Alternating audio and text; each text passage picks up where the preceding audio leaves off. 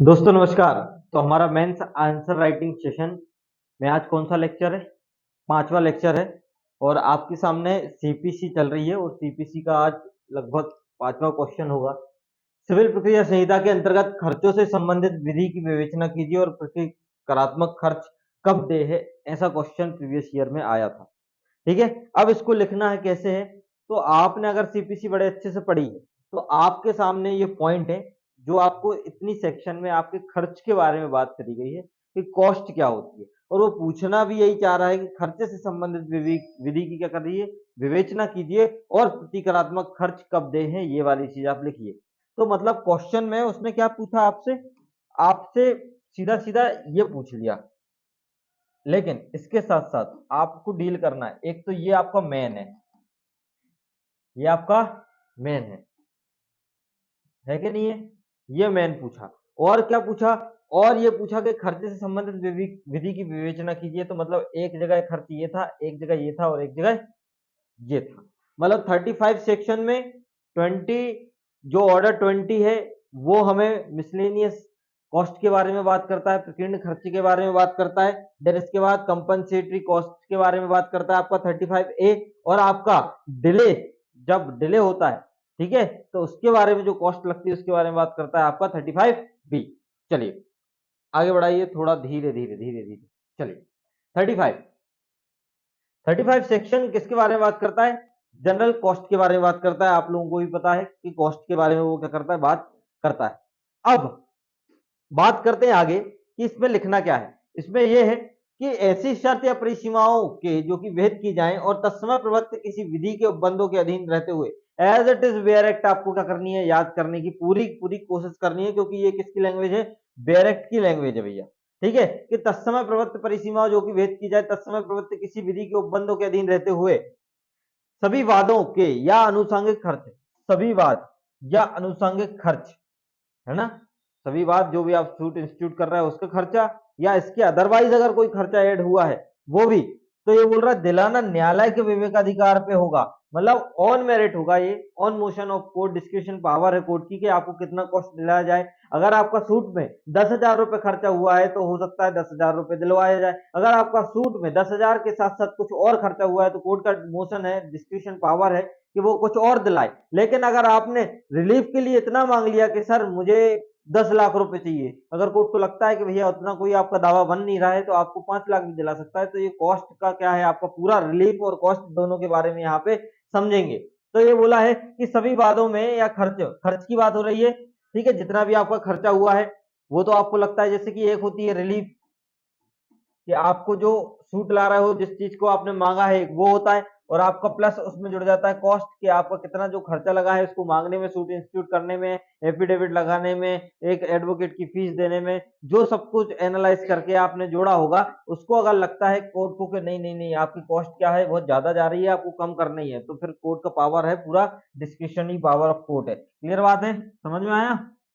थोड़ा मतलब इस तरीके से आपको जोड़ना करना है। और न्यायालय को अवधारणा करने में ऐसा खर्च किसके द्वारा किस प्रॉपर्टी से कितने तक दिए जाने हैं, ये भी डिसाइड कौन करता है, कोर्ट। कि कौन देगा, किस प्रॉपर्टी से दिलाएंगे, अगर वो नहीं देगा ये कौन डिसाइड कर रहा है, कोर्ट डिसाइड कर रहा है। ठीक है, पूर्वोक्त प्रयोजन के लिए सभी आवश्यक निर्देश देने की पूरी शक्ति होती है। बिल्कुल बात है कि भैया पूरी पावर किसके पास है, कोर्ट के पास है। यह तथ्य कि न्यायालय को वाद विचारण करने की अधिकारता नहीं है, इधर थोड़ा सा इंपॉर्टेंट है, ये आपको याद रखने की भी जरूरत है।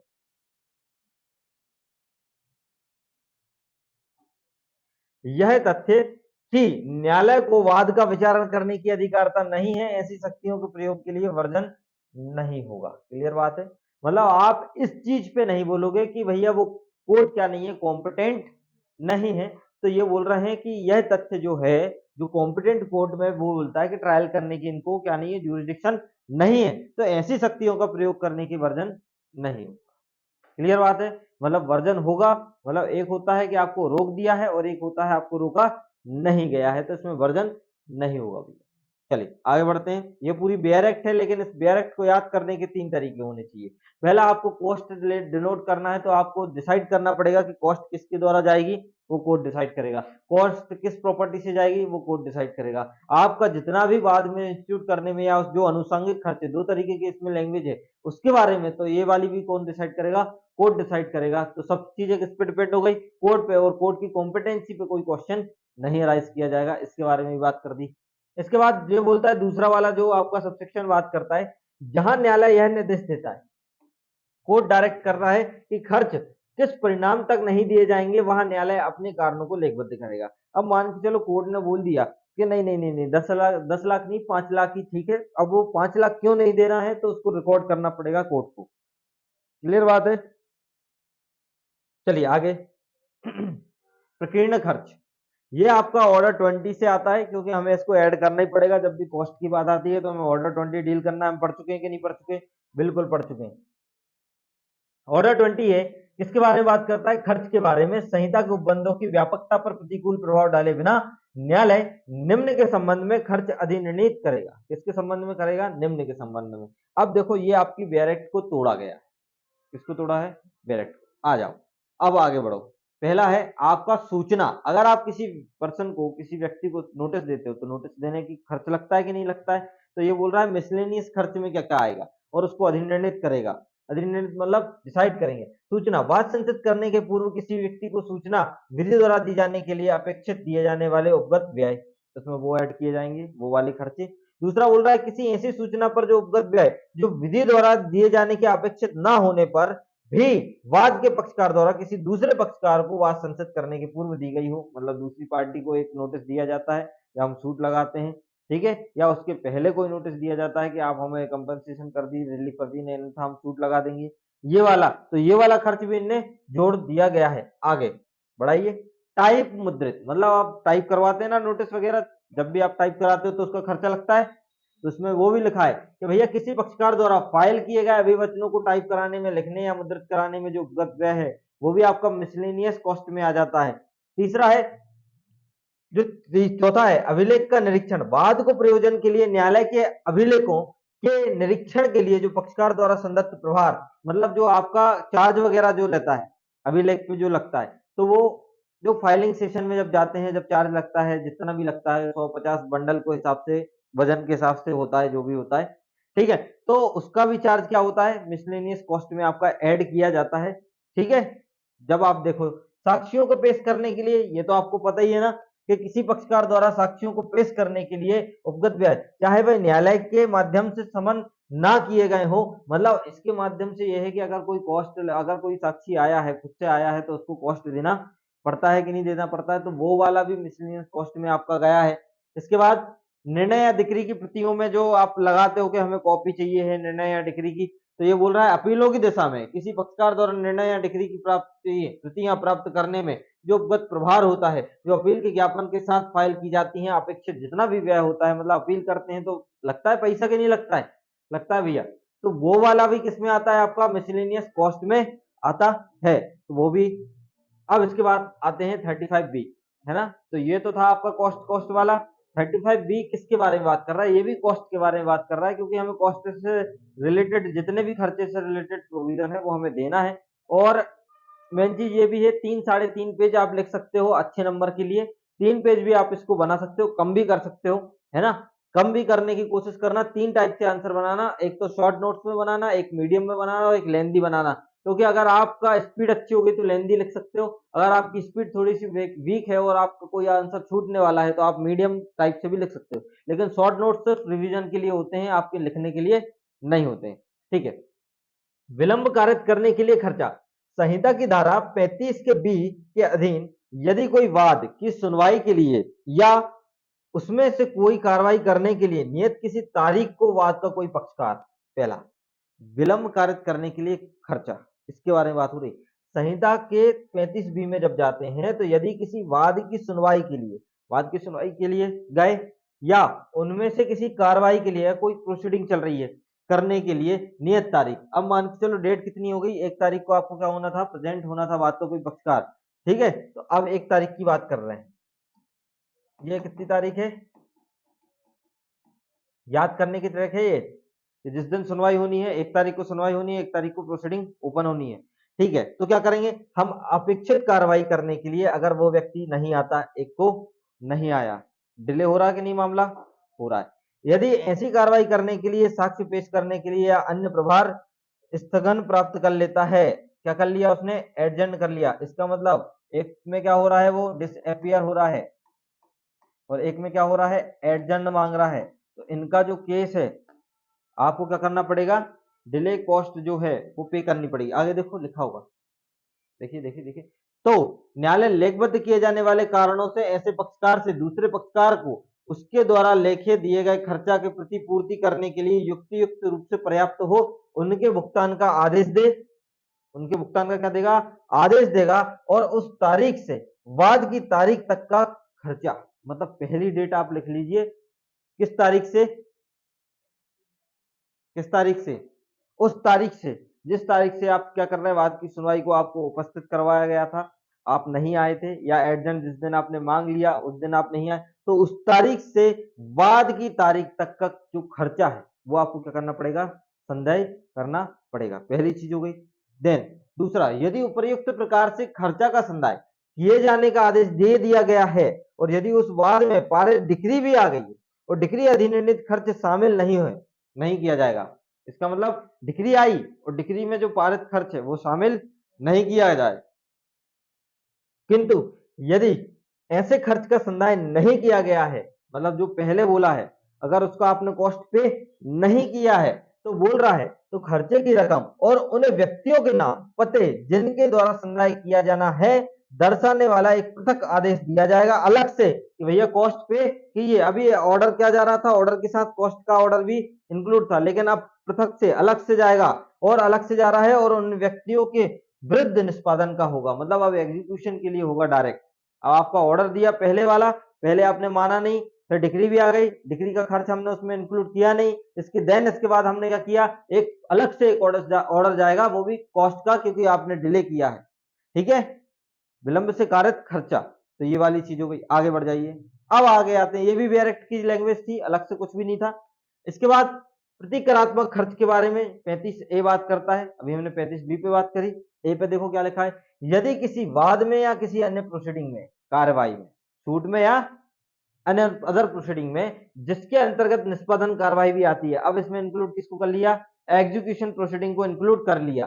तो किंतु अपील या पुनरीक्षण, मतलब अपील या रिवीजन नहीं आता है उसमें। इसका मतलब ये प्री भी निकलता है और आपका मेंस में भी लिखने के लिए बहुत इंपॉर्टेंट लाइन है ये। तो ये बोल रहा है कि आपका प्रतिकरात्मक कंपनसेटरी कॉस्ट में क्या नहीं आता, कंपनसेटरी कॉस्ट में ना तो अपील आती है ना ही आपका रिवीजन आता है। कोई पक्षकार दावे या डिफेंस जब लेता है, या तो क्लेम करता है या डिफेंस के बारे में, इस आधार पर आक्षेप करता है, ऑब्जेक्शन करता है कि दावा या प्रतिरक्षा या उसका कोई भाग, या तो क्लेम करना है या तो डिफेंस कर रहे हो या उसका कोई पार्ट है जहां की अपेक्षाकर्ता के विरुद्ध है, ऑब्जेक्शन जो लेता है उसके विरुद्ध है, अगेंस्ट है, तो न्यायालय यदि वह ठीक समझे तो वहां वह उस पक्षकार के ज्ञान में मिथ्या तंग करने वाला आवेदन है, तो हम क्या कर सकते हैं, देखो दो चीजें। अगर कोई पार्टी है, क्लेम करता है या डिफेंस लेता है, ठीक है, प्रोसीडिंग में, अदर प्रोसीडिंग जिसमें एग्जीक्यूशन प्रोसीडिंग भी आती है, अपील और रिवीजन को उन्हें इंक्लूड नहीं किया गया है। अगर कोई व्यक्ति ऑब्जेक्शन लेता है, किस पे, क्लेम पे ले रहा है या डिफेंस ले रहा है अपना, तब अगर वो आवेदन झूठा साबित होता है, परेशान करने वाला होता है, तंग करने वाला होता है, तो कोर्ट क्या करती है, फिर लगाती है कंपनसेटरी कॉस्ट। देखो, तो ये बोल रहा है ज्ञान में मिथ्या तंग करने वाला है तो ऐसी प्रतिरक्षा वहां तक पूर्णता या भागता क्या कर दी जाएगी, नामंजूर। मतलब जो आप डिफेंस ले रहे हो आवेदन लगा के, वो हम क्या कर देंगे, रिफ्यूज कर देंगे भैया। और रिफ्यूज किया, परित्यक्त किया या विड्रॉ कर देंगे, प्रत्याहृत कर दी जाएगी उसका क्लेम जो भी है। तो अपेक्षाकर्ता को प्रतिकर के रूप में, जो अपेक्षा ऑब्जेक्शन लेता है उस पर लग रहा है कर, अपेक्षाकर्ता को प्रतिकर के रूप में खर्च का संदाय वह पक्षकार करे जिसके द्वारा दावा या प्रतिरक्षा की गई है। किसको करेंगे, ऑब्जेक्शन कर्ता को करना है, जिसके द्वारा आपने, क्योंकि उसने ऑब्जेक्शन किस चीज पे लिया है, आपकी एप्लीकेशन पे, आपके क्लेम पे, आपके डिफेंस पे लिया है, उसमें एग्जीक्यूशन प्रोसीडिंग भी शामिल कर दी है। तो संदाय किसको करना है, जो ऑब्जेक्शन लगाता है उसको करना है। किस पार्टी द्वारा करना है, या तो आप डिफेंस ले रहे थे उस टाइम पे उस पार्टी द्वारा, या तो उस पार्टी जिसने क्लेम किया है उस पार्टी द्वारा, और अगर रिफ्यूज कर दिया है आपके पूरे इस चीज को तो आपको कंपनसेशन देना पड़ेगा। क्लियर समझ में आ रही ना कि आपको स्टेप बाय स्टेप कैसे लिखना है, ये लिखने का तरीका है, समझाने का तरीका नहीं है। जो बेयर एक्ट में है मैं बार बार एक बार बोल देता हूं जिससे आपको एक कॉन्सेप्ट समझ में आ जाए कि कंपनसेटरी कॉस्ट होती क्या है। अगर जनरली तौर पे अगर मैं बात करूं कंपनसेटरी कॉस्ट क्या होती है, तो कंपनसेटरी कॉस्ट वो कॉस्ट होती है यदि आप कोई आवेदन लगाते हो, किसी पार्टी ने अगर कोई क्लेम किया है, कोई डिफेंस लिया है, उसमें एग्जीक्यूशन प्रोसीडिंग भी शामिल है, अपील और रिवीजन शामिल नहीं है, तब आपने अगर कोई ऐसा आवेदन लगाया है जो आवेदन परेशान करने वाला है, तंग करने वाला है, न्यायालय का समय बर्बाद करने वाला है, तो उस पार्टी ने जिसने ऑब्जेक्शन दिया है आपके आवेदन पे उसको आपको कॉस्ट पे करनी पड़ेगी, कंपनसेशन देना पड़ेगा। बात खत्म हो गई। इसके बाद देखिए क्या है, हाँ दूसरा ये बोलता है कोई भी न्यायालय 3,000 रुपए, कितना भैया, बहुत इंपोर्टेंट, 3,000 रुपए की रकम और अपनी धन संबंधी अधिकारिता की परिसीमा तक की रकम में से जो भी रकम कम हो उससे अधिक रकम के संदाय के लिए ऐसा कोई आदेश नहीं देगा। इसका मतलब 3,000 रुपए से अधिक की कंपनसेटरी कॉस्ट तो बिल्कुल नहीं लगेगी। और धन संबंधी ज्यूरिडिक्शन बोल दिया लेकिन इनने, तो मतलब अगर धन संबंधी ज्यूरिडिक्शन 25,000 रुपए भी अगर उसकी है तो भी लगा सकता है, लेकिन अगर कंपनसेशन नॉर्मल आवेदन वगैरह के लिए है और परिसीमाओं के अधीन रहते हुए है तो 3,000 रुपए से अधिक नहीं जाएगा। और उसकी धन संबंधी, और उसमें एक चीज और बोल दी, क्या बोली, जो भी इनमें से कम है, इसका मतलब कंपनसेशन ही कम होगा। आपकी ज्यूरिडिक्शन धन संबंधी ज्यूरिडिक्शन तो ज्यादा ही होगी, है ना, तो मतलब उनका कहने का उद्देश्य ये है कि 3,000 रुपए से कम का, 3,000 रुपए से ज्यादा का नहीं होगा। क्लियर बात है, मतलब 3,000 रुपए से कम का। अब परिसीमाओं के अधीन रहते हुए अब एक चीज और ये बोल रहा है, यदि धन संबंधी अधिकारिता की परिसीमा की रकम 250 रुपए से कम है तो उच्च न्यायालय 250 रुपए से अनधिक तथा परिसीमाओं की रकम यदि 100 रुपए से अनधिक है तो खर्चों के रूप में अधिनिर्णित की जाने वाली शक्ति उस न्यायालय को दे सकेगा। क्लियर बात है, जो भी इनमें से कम है दे सकेगा। हाई कोर्ट ये इस पे क्या बनाता है, रूल बनाता है। एक ही बात क्लियर है कि नहीं है, 122 और 125 से हाई कोर्ट का आपको पावर पता चलेगा वहां पे, ठीक है, क्लियर। देख लीजिए ये पूरा आपका आंसर है, एक बार पलट दीजिए, छोटा करिए इसको, देखो कितने पेज जा रहा है, कितने पेज है, 3.5 पेज है। कितने पेज है भैया, 3.5 पेज। इसको आप छोटा भी कर सकते हो 3 पेज, लेकिन 3.5 पेज में ऐसा है कि आपका पूरा 8 नंबर का आंसर क्लियर हो जाएगा। अगर 4 नंबर में पूछा जाता है तो आप तो बिल्कुल आराम से उठाना, अगर मिसलेनियस पूछा जाए तो मिसलेनियस टाइप लिख के और थोड़ा थोड़ा डिफाइन करके आगे बढ़ जाना। और 2 नंबर में पूछा जाए तो as it is bare act, छोटी सी वो जो है आपका कॉस्ट के बारे में बात करता है, तो सीधा कॉस्ट अकेला लिख के आ जाना तो भी आपको नंबर मिल जाएगा। क्लियर है। और इसका एक आध केस लॉ भी है, केस लॉ भी आप लोग देख लेना, हमारे पास जो नोट्स है उसमें केस लॉ है, तो उस केस लॉ से भी आप लोग डील कर सकते हो। समझ में आया ना, लिखना कैसे है ये समझ में आया, ठीक है। आप लोग डायग्राम मेथड का भी यूज कर सकते हो टाइप में, जैसे कि अगर बना दिया ऐसा करके, ऐसा ऐसा, ये चार्ज मैंने ऐसे लिखी है, देखो परिचय में कुछ अलग से नहीं लिखा है, इंट्रो में समझ गया ना कि कहाँ से क्या है, ये आप लोग भी लिख सकते हो। जरूरी नहीं है कि इंट्रो लिखो फिर सिनॉप्सिस लिखो, सिनॉप्सिस के बाद ऑब्जेक्ट लिखो, ऑब्जेक्ट के बाद ये भी लिखो वो भी लिखो, नहीं नहीं नहीं, इतना जरूरी नहीं है। आपको समय को ध्यान में रखते हुए ये सब चीजों पे आपको नोट्स बनाने हैं, इसलिए मैंने बोला कि 3 टाइप से आप बना के चलना, जो आपको बेस्ट लगे आप वो करके आना, ठीक है, क्योंकि आपकी हैंडराइटिंग आप एक्सपर्ट रहोगे उस पे। अगर हम जज कर रहे हैं उस चीज को तो आपकी कमियां अकेली सुधार सकते हैं, आपको ये नहीं बता सकते कि आपको क्या करना क्या है, क्योंकि उनको पढ़ने में अच्छा लगना चाहिए, बात खत्म है। आप मुझे भेजोगे तो मुझे पढ़ने में अच्छा लगेगा तो मैं नंबर दे दूंगा, नहीं लगेगा तो मैं नंबर काट लूंगा, यही वाली बात है। आप लोग मेरी कॉपी चेक करोगे, आपको अच्छा लगेगा तो आप नंबर दोगे, नहीं तो नहीं दोगे, ठीक है। तो इसी के साथ मिलते हैं फिर नेक्स्ट वीडियो में, और नेक्स्ट पार्ट और जजमेंट राइटिंग की जिसको भी क्लास ज्वाइन करनी है हमारे ऑनलाइन ऐप से कर सकता है और डाउनलोड कर सकते हैं। और इसी के साथ हमारा जो 9 रुपए वाला जो बीएनएस का 2023 का कल से सेशन स्टार्ट हो गया है, जिसने ज्वाइन नहीं किया है वो ज्वाइन कर सकता है, और जो परचेस करना चाहता है अभी भी मौका है, अभी डेफिनेशन क्लॉज ही तक हम पहुंचे हैं। और बीएनएस भी अच्छी है, आईपीसी जैसा अगर पढ़ना चाहें तो उसको अलग अंदाज में भी पढ़ सकते हैं, तो आप ज्वाइन कीजिए और देखिए बीएनएस, और देखिए ये मेंस आंसर राइटिंग और जजमेंट राइटिंग के भी लेक्चर बहुत सारे प्रोवाइड किए गए हैं आपके द्वारा, हमारे द्वारा, आपके द्वारा नहीं, हमारे द्वारा प्रोवाइड किए गए हैं, आपको करे गए हैं, तो आप लोग उसको देखिए। और अगर आपको पसंद आता है तो बेसिक से स्टार्टिंग फिर से होगी, क्योंकि कल प्री का रिजल्ट आ चुका है, बहुत सारे लोगों को ज्वाइन करना होगा। हिंदी इंग्लिश दोनों प्लेटफॉर्म पे उपलब्ध है ना? तो आप लोग ज्वाइन कर सकते हैं। इसी के साथ नमस्कार, शुक्रिया, धन्यवाद।